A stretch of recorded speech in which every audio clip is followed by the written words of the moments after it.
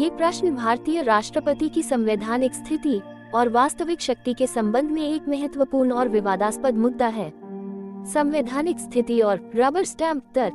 भारत का संविधान संसदीय प्रणाली पर आधारित है, जिसमें राष्ट्रपति आर्टिकल 53 के तहत संघ की कार्यपालिका का प्रमुख होता है, लेकिन वह मंत्रिपरिषद की सलाह पर कार्य करता है, जिसका मुखिया प्रधानमंत्री होता है।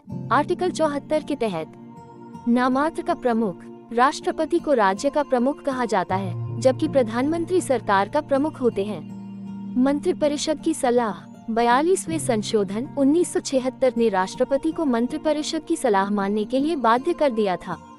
हालांकि 44वें संशोधन 1978 ने राष्ट्रपति को एक बार पुनर्विचार के लिए विधेयक वापस भेजने का अधिकार दिया, लेकिन पुनर्विचार के बाद भी यदि मंत्रिपरिषद उसी विधेयक को दोबारा भेजती है तो राष्ट्रपति को अपनी सहमति देनी ही होती है।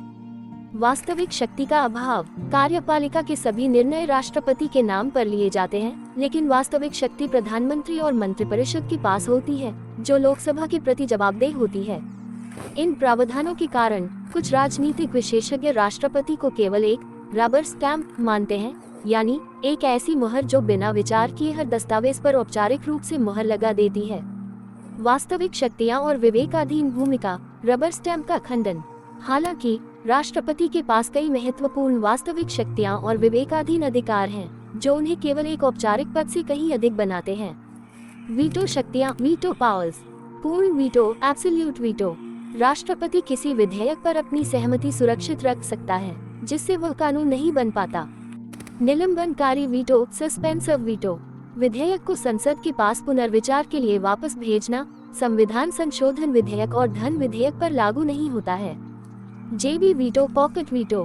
किसी विधेयक पर न तो सहमति देना, नहीं अस्वीकार करना और न ही पुनर्विचार के लिए भेजना, बल्कि उसे अनिश्चित काल के लिए अपने पास सुरक्षित रखना। आर्टिकल 111 के तहत। विवेकाधीन शक्तियां, डिस्क्रिशनरी पावर्स। प्रधानमंत्री की नियुक्ति। जब लोकसभा में किसी भी दल को स्पष्ट बहुमत न मिले तो राष्ट्रपति अपने विवेक का उपयोग करके सबसे बड़े दल के नेता या गठबंधन के नेता को सरकार बनाने के लिए आमंत्रित कर सकते हैं। मंत्रिपरिषद का विघटन। जब मंत्रिपरिषद विश्वास खो देती है तो राष्ट्रपति लोकसभा को भंग करने का निर्णय ले सकते हैं। हालांकि मंत्रिपरिषद की सलाह पर कार्य करते हैं, लेकिन कुछ अपवादों में। सूचना प्राप्त करने का अधिकार। राष्ट्रपति को प्रधानमंत्री से प्रशासनिक और विधायी मामलों से संबंधित सूचना प्राप्त करने का अधिकार है। आर्टिकल 78 के तहत। संवैधानिक संरक्षक। राष्ट्रपति संविधान के संरक्षक के रूप में कार्य करते हैं। वे मंत्रिपरिषद के असंवैधानिक या दुर्भावनापूर्ण कार्यों पर आपत्ति उठा सकते हैं और राष्ट्र को चेतावनी दे सकते हैं। आपातकालीन शक्तियां। राष्ट्रपति विभिन्न प्रकार के आपातकाल लगाने और हटाने की घोषणा कर सकते हैं। आर्टिकल 352, 356, 360 के तहत। निष्कर्ष।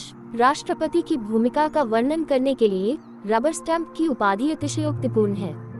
ये सच है कि राष्ट्रपति वास्तविक कार्यपालिका शक्ति का प्रयोग नहीं करते और अधिकांश मामलों में मंत्रिपरिषद की सलाह मानने के लिए बाध्य हैं। किंतु उनकी वीटो शक्तियां, विवेकाधीन भूमिका, विशेषकर त्रिशंकु संसद की स्थिति में और संविधान के संरक्षक की स्थिति उन्हें एक महत्वपूर्ण संवैधानिक प्राधिकरण बनाती है, जो मंत्रिपरिषद को मनमानी करने से रोकने में सक्षम है। इस प्रकार भारतीय राष्ट्रपति को एक चेतावनी देने वाला, परामर्श देने वाला और प्रोत्साहित करने वाला संवैधानिक प्रमुख माना जाना चाहिए, जो कि एक सक्रिय और विवेकपूर्ण शक्ति है, न कि केवल एक निष्क्रिय रबर स्टैंप। ये वीडियो भारत के राष्ट्रपति की शक्तियों और अधिकारों के बारे में विस्तार से बताता है। क्या आप भारत के राष्ट्रपति के वीटो शक्तियों के बारे में और जानना चाहते हैं तो कमेंट करिए।